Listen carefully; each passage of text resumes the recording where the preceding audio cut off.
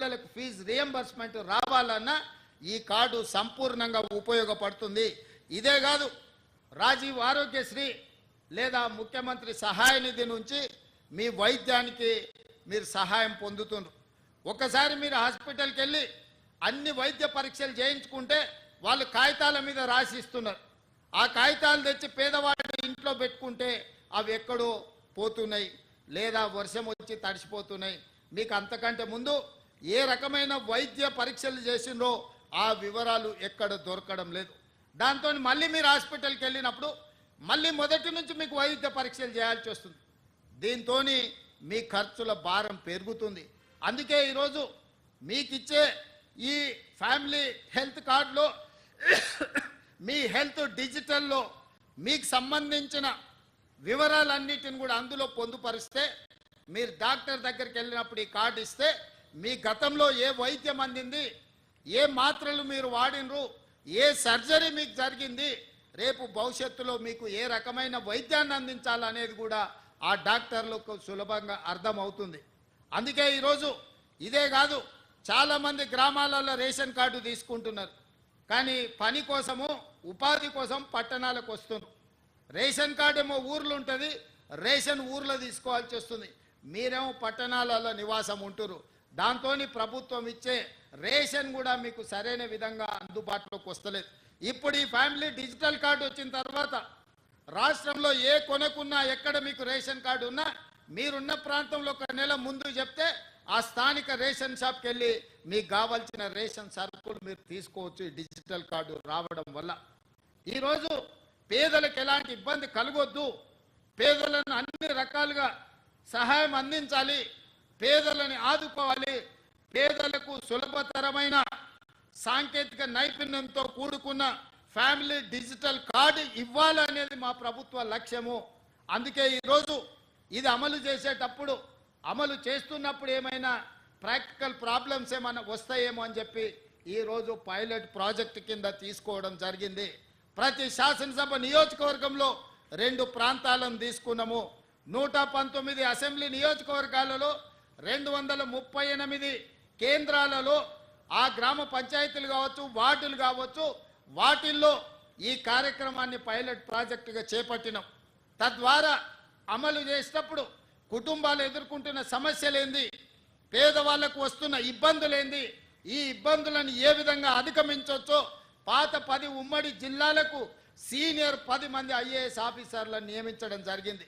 క్షేత్ర స్థాయిలో కూడా ప్రతి నియోజకవర్గానికి ఒక ఆర్టీఓ పై స్థాయి అధికారిని వేసి వాళ్ళను ప్రత్యక్షంగా పర్యవేక్షించి ఇంటింటికి వెళ్ళి ఆ కుటుంబ సభ్యులను కలిసి ఆ కుటుంబంలో ఉన్న వాళ్ళు ఎవరు, ఆ కుటుంబానికి కొత్తగా సభ్యులు చేరిన వారెవరు, లేదా ఆ కుటుంబంలో ఎవరైనా మరణించిన వాళ్ళను తొలగించడమే కాకుండా కుటుంబంలో కొత్తగా చేరిన వాళ్ళ వివరాలను కూడా పొందుపరచమని చెప్పినాం. కొన్నిసార్లు పట్టణాలలో రెంటెడ్ హౌస్లో ఉంటాం, మనం కొంతకాలమైనాక ఆ ఇల్లు ఖాళీ చేసిపోతాం. అక్కడ మన కార్డు ఉంటుంది, మనం మారిన దగ్గర తీసుకుందామంటే మనకి ఇబ్బందికరమైన పరిస్థితి. పట్టణాలలో ఇది బస్తీలలో చాలా ఎక్కువ ఎదుర్కొంటున్న సమస్య. అందుకే మీరు మారినప్పుడు ప్రభుత్వ కార్యాలయానికి వెళ్ళి మా అడ్రస్ మారిందంటే డిజిటల్ కార్డులో అడ్రస్ మారుస్తే ఆటోమేటిక్గా మీరు చేరిన దగ్గర మీకు కావాల్సిన రేషన్ కానీ లేకపోతే 200 యూనిట్ల ఉచిత కరెంటు లాంటివి మీరు వీటి అన్నిటిని కూడా వినియోగించుకోవచ్చు.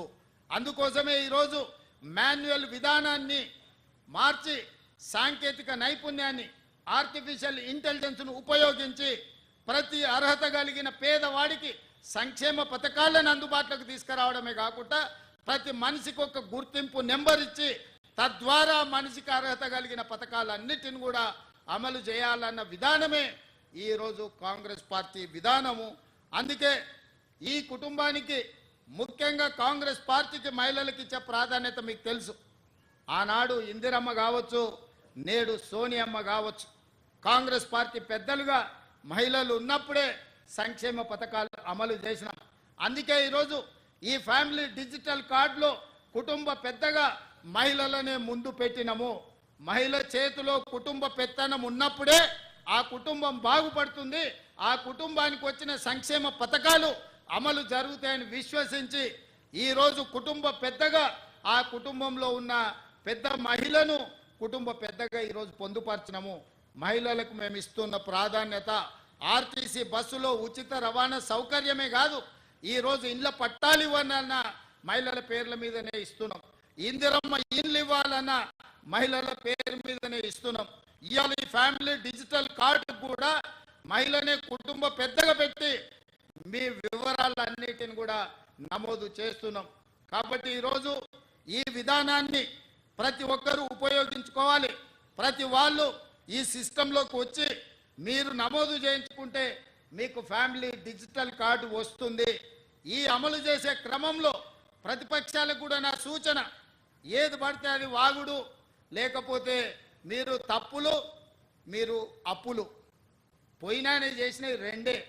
ఒకటి అడ్డగోలుగా తప్పులు చేసిండు, రెండు విపరీతంగా అప్పులు చేసిండు. ఈ తప్పులతోని అప్పులతోని రాష్ట్రం నిండా మునిగింది. ఇవాళ మేము ఏదో దాన్ని సరిదిద్దుదామని 69,000 కోట్ల అప్పుతో తెలంగాణ రాష్ట్రానికి చేతికి అప్ప చెప్తే 7 లక్షల కోట్ల రూపాయలు అప్పులు చేసిండు. ఇక దద్దమ్మ చెప్తాడు కంటోన్మెంట్లో నేను అంతా చేసినాను. ఎవరే నేను ఎంపీ గుండా 5 ఏళ్ళు కొట్లాడి నేను ముఖ్యమంత్రి అయినాక కంటోన్మెంట్ ప్రజల్ని మున్సిపాలిటీలో కలపాలని ఆర్డర్ పట్టుకొచ్చింది నేను. మీ తాత తెచ్చిండా? ఎలివేటెడ్ కారిడార్ ఆర్మీ ప్రాంతంలో రోడ్లు ఇబ్బంది జరిగి ఈ ప్రాంతం పెండింగ్ ఉంటే భూమికి భూమి బదలాయింపు కింద ఇచ్చి ఆర్మీతో నేను మాట్లాడి రాజ్నాథ్ సింగ్ నేను కలిసి ఎలివేటెడ్ కారిడార్లకు దాదాపుగా 194 ఎకరాల భూమిని బదలాయింపజేసి ఈ కంటోన్మెంట్ ఎదుర్కొంటున్న ట్రాఫిక్ సమస్యను శాశ్వతంగా పరిష్కరించడానికే ఎలివేట్ కారిడార్స్ కోసం మనం అనుమతి తీసుకొచ్చినాం. ఇవాళ ఇక్కడ చాలా మంది రక్షణ శాఖకు సంబంధించిన భూములల్లా ఇండ్లు కట్టుకున్నారు పేదోళ్ళు. ఇవాళ వాళ్ళకు ఓటర్ లిస్టులో కంటోన్మెంట్ ఎలక్షన్ ఉంటే వాళ్ళకు ఓటర్లలో పేరు లేదు. వాళ్ళ కనీసం ఓటు హక్కు కూడా తీసుకురాలేదు. 10 ఏళ్ళు ముఖ్యమంత్రిగా ఉండి 10 ఏళ్ళు రాష్ట్రంలో అధికారం చెలాయించి ఇవాళ అందుకే వాళ్ళకి శాశ్వతమైన ఓటు హక్కు తీసుకురావాలంటే ఈ రక్షణ శాఖ భూమిని తెలంగాణ రాష్ట్ర ప్రభుత్వం బదిలీ చేసుకొని తెలంగాణ రాష్ట్ర ప్రభుత్వం రక్షణ శాఖకు ఆల్టర్నేట్ ల్యాండ్ ఇచ్చి ప్రత్యామ్నాయంగా భూమిని ఇచ్చి భూమిని బదలాయించి ఈ ప్రాంతంలో ఉన్న పేదలకు ఇళ్ల పట్టాలు ఇవ్వాలని ఇవాళ మేము నిర్ణయం తీసుకున్నాం. ఇంతకుముందు మిత్రుడు శ్రీ గణేష్ అదే అంశాన్ని నా దృష్టికి తీసుకొచ్చాడు. మా రెవెన్యూ శాఖ మంత్రి గారు నాకు చెప్తున్నారు, అన్న ఎంత భూమి అయినా బదలాయించు, వాళ్ళందరికీ పట్టాలు ఇవ్వాలి అని. ఇవాళ ఇట్లాంటి మంచి కార్యక్రమాలు తీసుకొని మేము ముందుకు వస్తుంటే వాటి మీద సూచనలు చేయకుండా వాటి మీద మాట్లాడకుండా